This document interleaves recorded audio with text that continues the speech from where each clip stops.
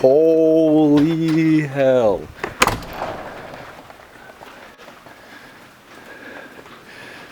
This thing looks insane.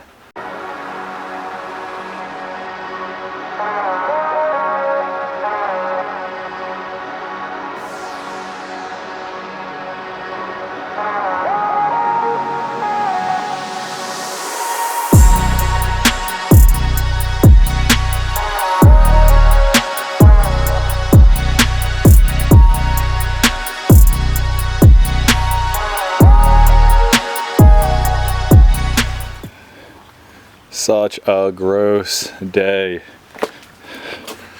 I'll tell you what, I've been feeling not so gross lately. It's been a minute since I've been able to record any footage. Just wasn't feeling very well. And yeah, all this crazy stuff going on nowadays, I was part of it. I ended up testing positive for COVID. Holy hell.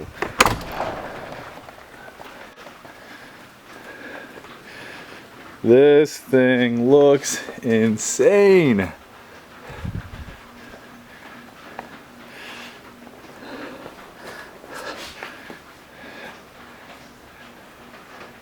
have not been out here to see this yet. Lewis has actually been working on it since I've been sick. I don't want to come out here and contaminate the place. This is crazy. So I guess we'll go back to this COVID story. It's kind of important. Well, the most important thing is that I'm fine. I'm good to go.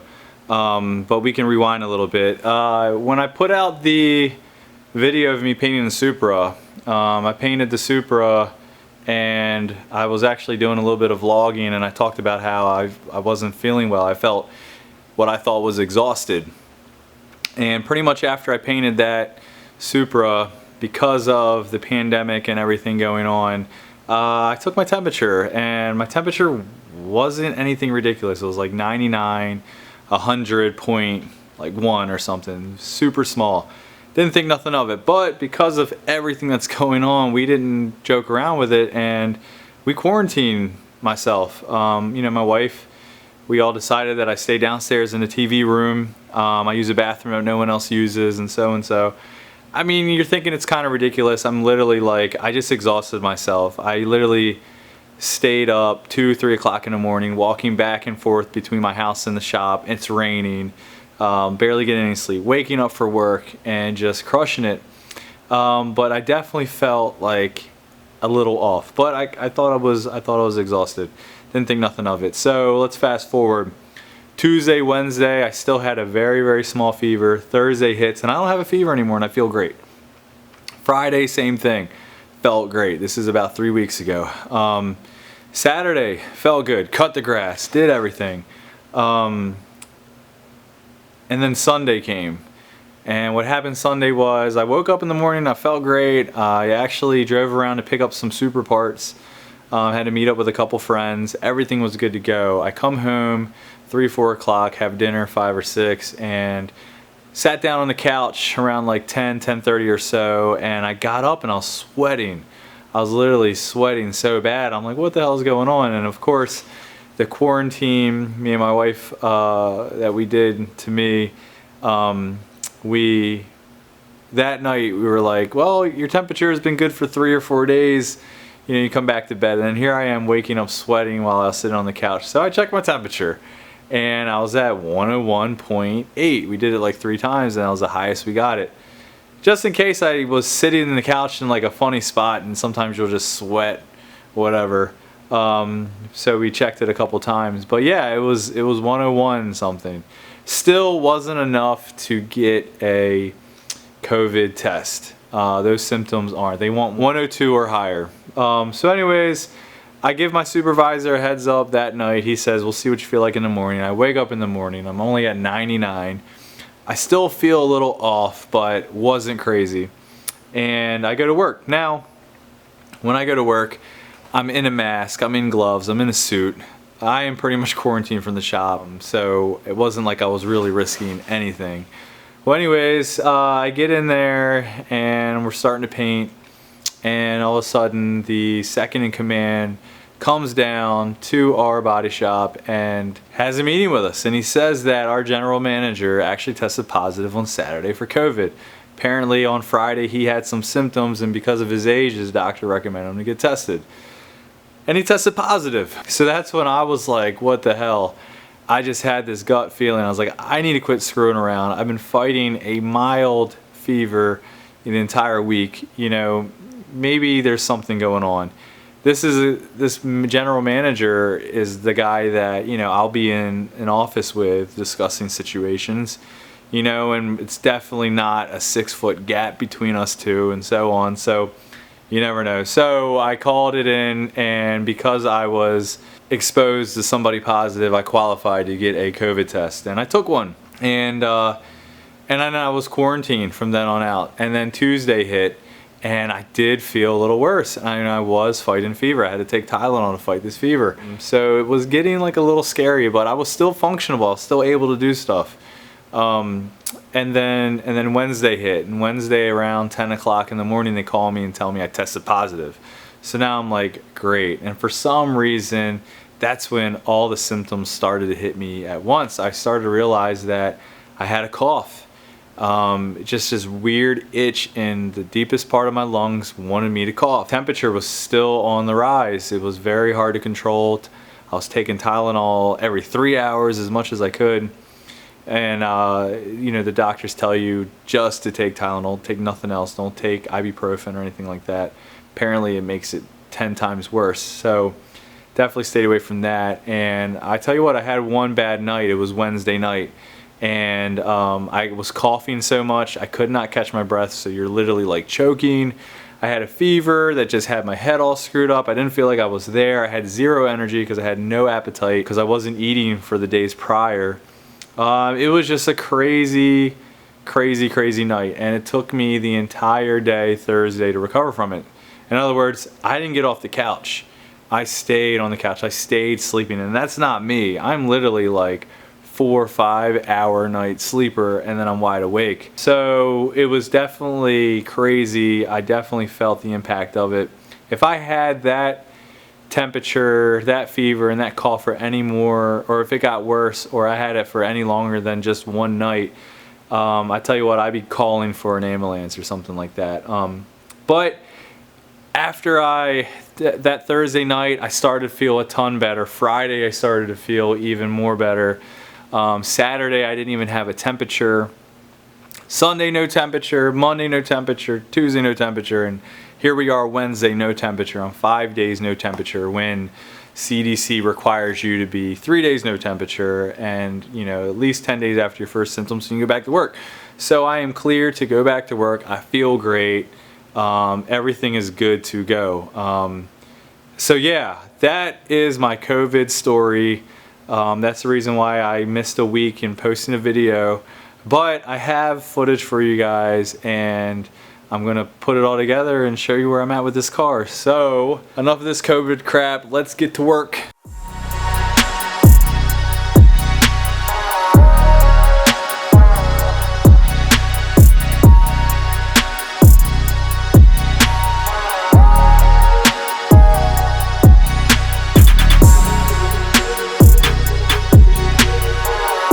While I've been in the house, bedridden, Lewis has been out here just kicking ass on this car. I mean, he has polished up the hatch, he's polished up the quarter panels, he's polished up the doors, he's did the windshield posts. I mean, don't mind the mess, I don't care, I'll clean up this mess.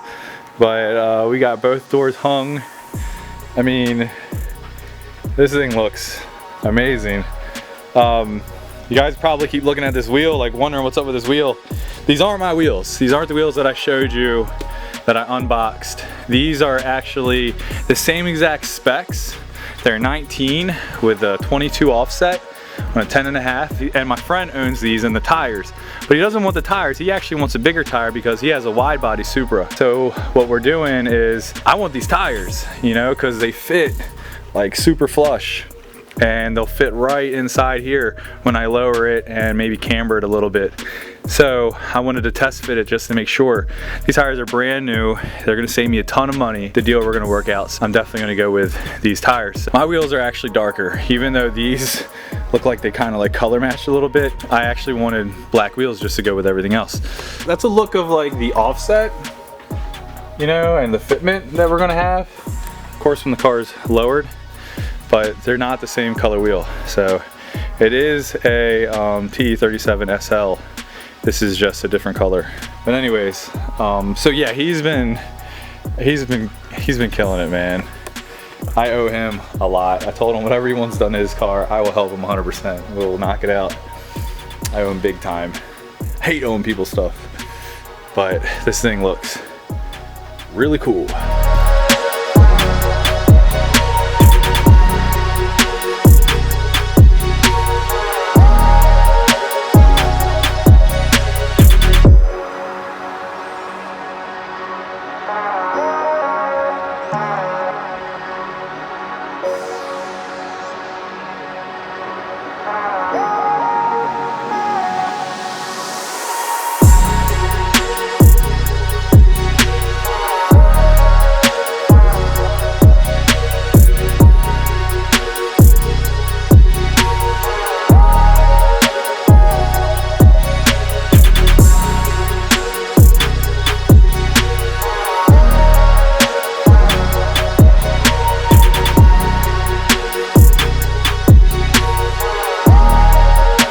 Alright, so the fender on there, trim, door handles, mirrors.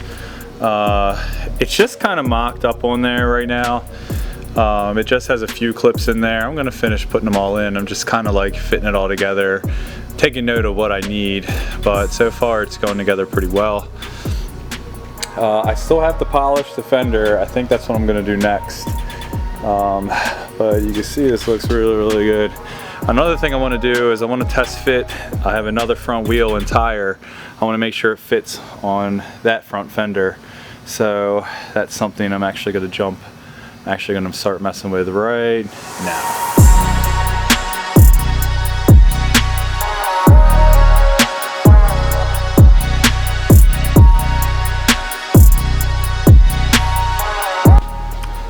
Alright, so that offset actually looks really good, nice and meaty.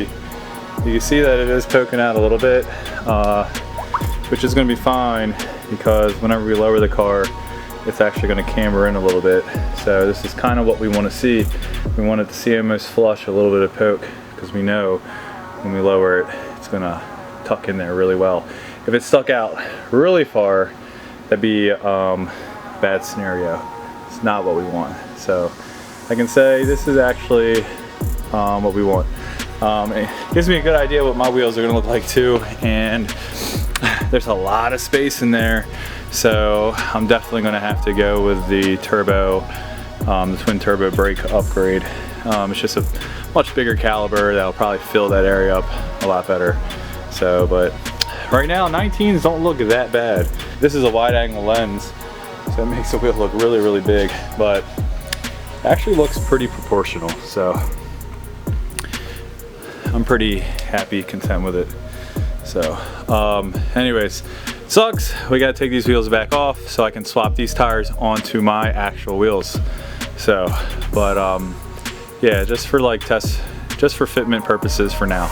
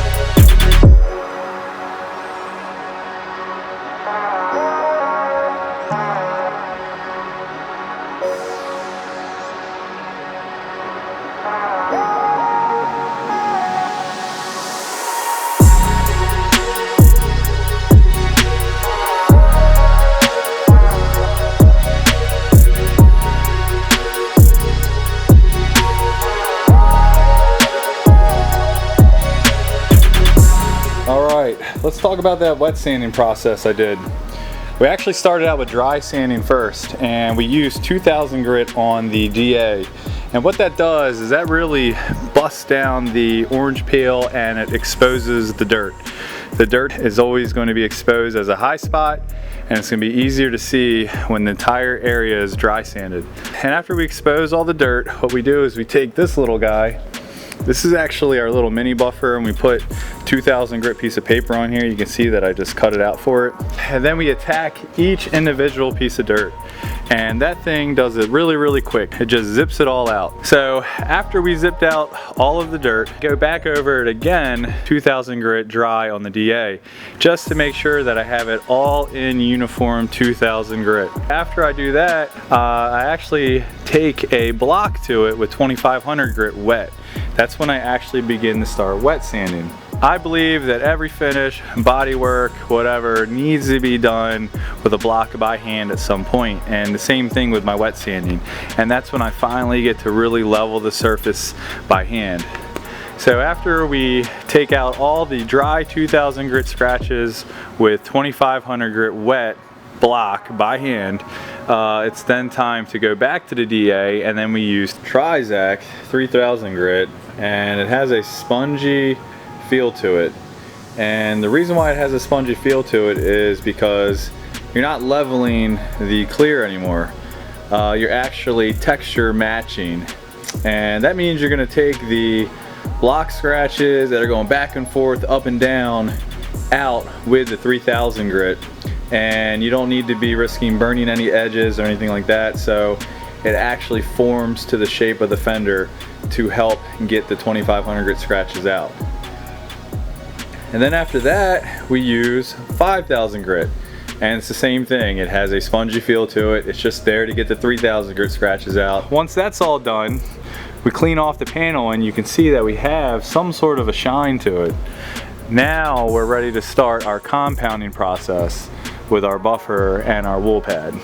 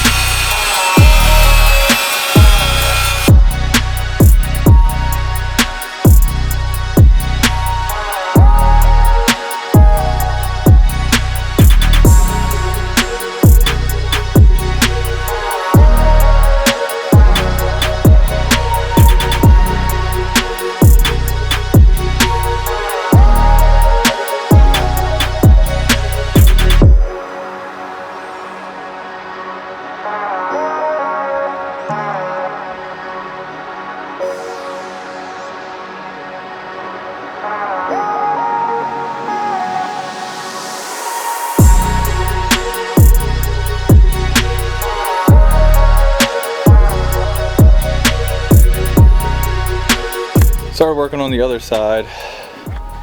As you can see, we got that thing buffed up to a pretty high gloss. Still needs some polishing. Same thing with the quarter.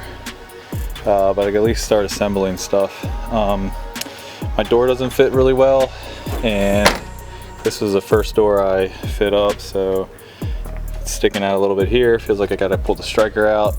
But the window, it's like sitting in here really weird. I don't like the way that's fitting.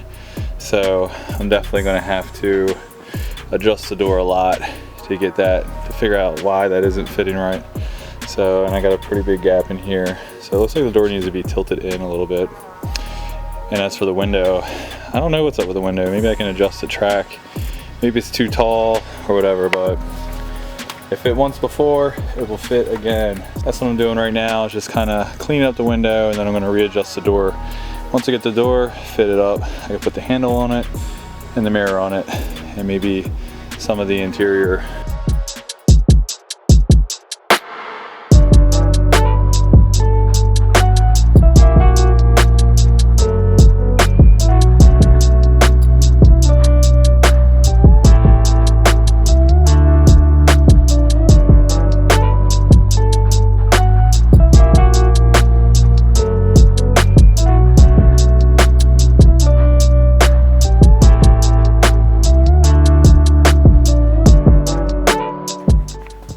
got door number 2 together.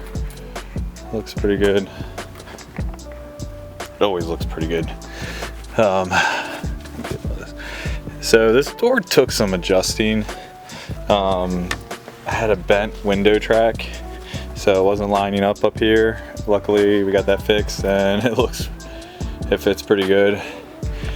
This gap is a little bit bigger than the other side. I love the way the other side fits. I think it's just gonna have to be like that though. If these gaps look really good and my fender gap looks really good, then it's just how it is. It might be sitting so tight on the other side. Oh man, that sucks. Looks like the cap broke. I'll find that, I might have to glue it. Anyways, it might be sitting that tight just because the other side had a door skin put on it. But whew, man, you're looking good, guys. We are getting there.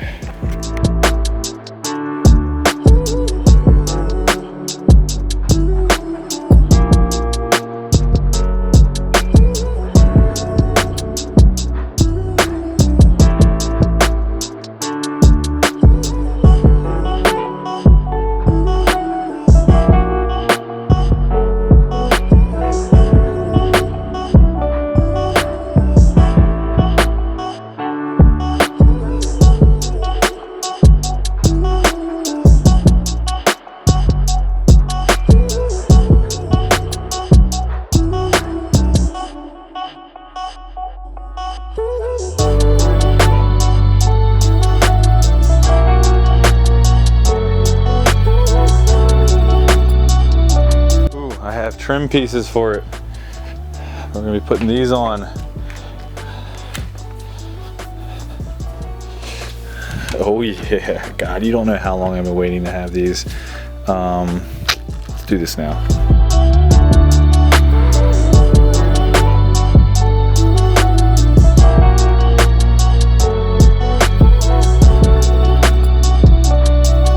All right, that was such a satisfying little piece that I put on there. Yeah, so that trim I've been waiting to put on for a long time. It just came in the mail about a couple days ago, but it's gonna go good with all my factory trim. I still need to do the front fender.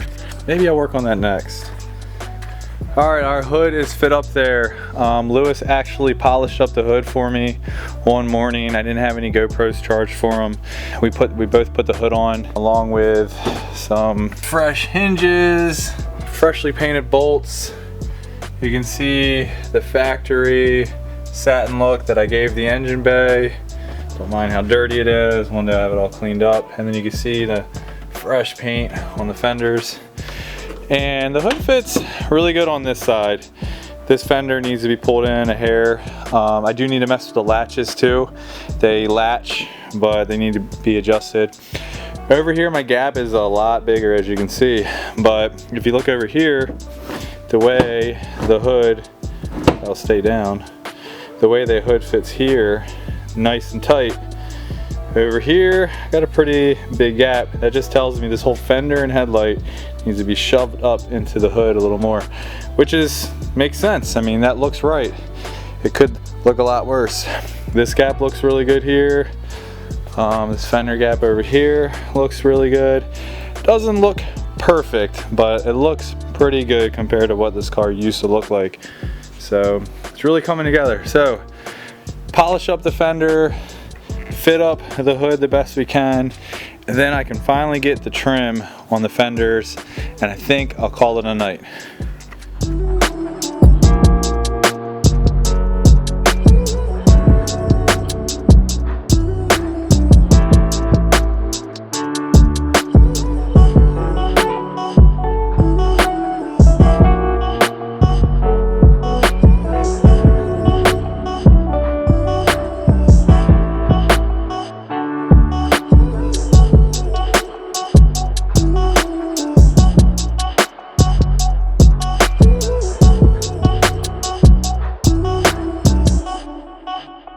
Alright, try to give you a good shot of that shine. Hopefully my camera's in better focus. I noticed I was editing this video, some of the parts I had for it, and the camera wasn't in that good of focus. I apologize. Just to let you know, this lens is broken, so it's really hard to get the focus. But looks really good right now. There's the car, jacked up in the air because of the lift. But our fender is now polished, and I can finish putting the trim on the bottom here, which would make this side almost complete. So that's what I'm gonna do now. Just want to admire this damn finish.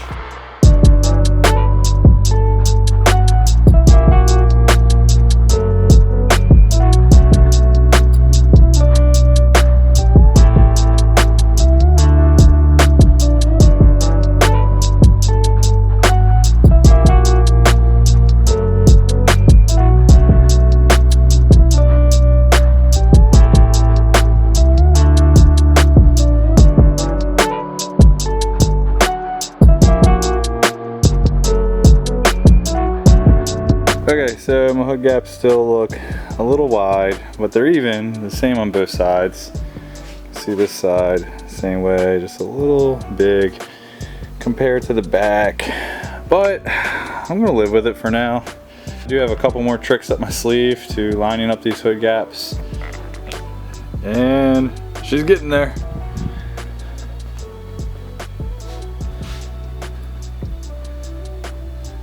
Do a little walk around.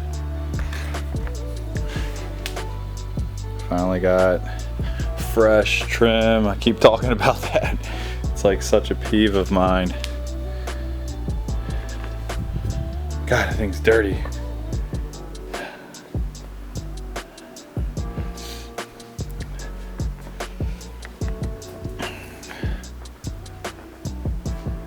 Saved my little SUPRA window sticker. That was from Japan. I mean, look how cool that looks.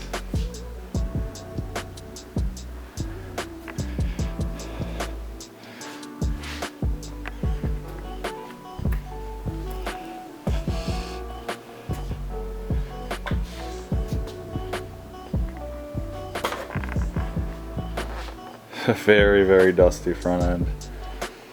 Like I said, it's gonna need a crazy detail. So. Alright, the Supra is in the air, the Porsche is stashed underneath of it. I have bumpers to prep, and that's gonna be for the next video. I'm gonna cut this video off here, edit it, get it out to you guys. I just wanna say, I'm good to go, I'm healthy. COVID is no joke, but I feel pretty lucky. I know there's a lot of people out there that aren't as lucky as me. But I'm good to go. I'm back to posting videos as much as I can, once or twice a week. So no worries there. Yeah, hit that subscribe button, like, comment, share. I got 850 subscribers. I remember getting excited over 300 subscribers. This is awesome. This channel, you guys are definitely supporting this channel, and I appreciate it big time. And all we can go is up from here, you know? If you guys are impressed with this SUPRA build, I have more builds in line, and everything's gonna be pretty exciting. So subscribe, comment, like, share. Let's blow this channel up. This growth already is pretty impressive to me. And yeah, man, we got so much more in store. So I'm jumping off here. You guys stay safe. Go work on something, and I'll see y'all next video.